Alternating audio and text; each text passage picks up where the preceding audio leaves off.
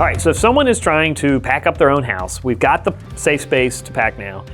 What materials and supplies do we need? So it's pretty simple. We need boxes, we need paper, Okay. we need tape, Yep. and we need markers. Done. Okay, let's see what we got here. All right, we got 3 sizes of boxes. Correct. So let's So you talk got- about each of these for a minute. Look, okay. So obviously we've got several different size boxes here. Okay, this here is called a dish pack. We talked about it a little earlier. This is a larger size box, but it has thicker cardboard than a regular box. So you're gonna know right away that it's a dish pack because it's gonna be a little harder to fold the edges.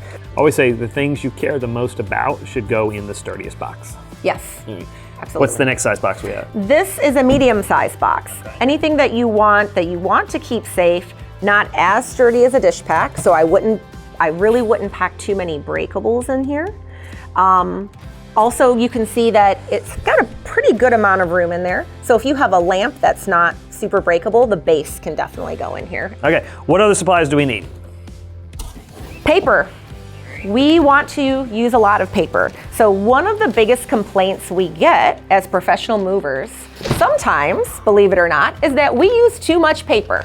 Is there such thing as too much paper? There is not a thing as too much paper. Okay. As people unpack, it can be overwhelming as they're taking out massive amounts of paper. But what you want to remember as you're packing your boxes is you don't want any empty air in those boxes because then your boxes are going to crush or cave in. So you want to make sure that if you have an empty space at the top or you have a hole on the side, that you are filling it with paper, crumpled up paper.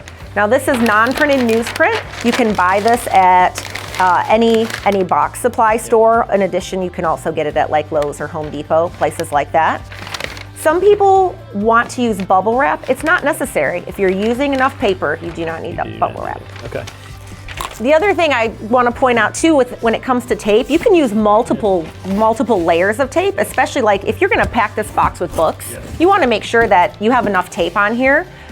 Always use tape on the top and the bottom. Don't fold it over because you run the risk of it falling opening. out. Yeah, and if you are doing if you are doing books, I tend to actually do a second layer. Yeah, absolutely.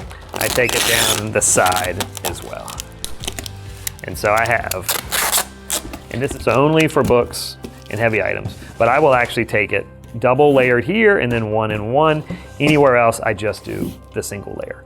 But I do not ever skimp on tape and packing paper. Absolutely. All right, so now we know what supplies we need. The next thing we need to figure out is how to actually pack it all up. Yep.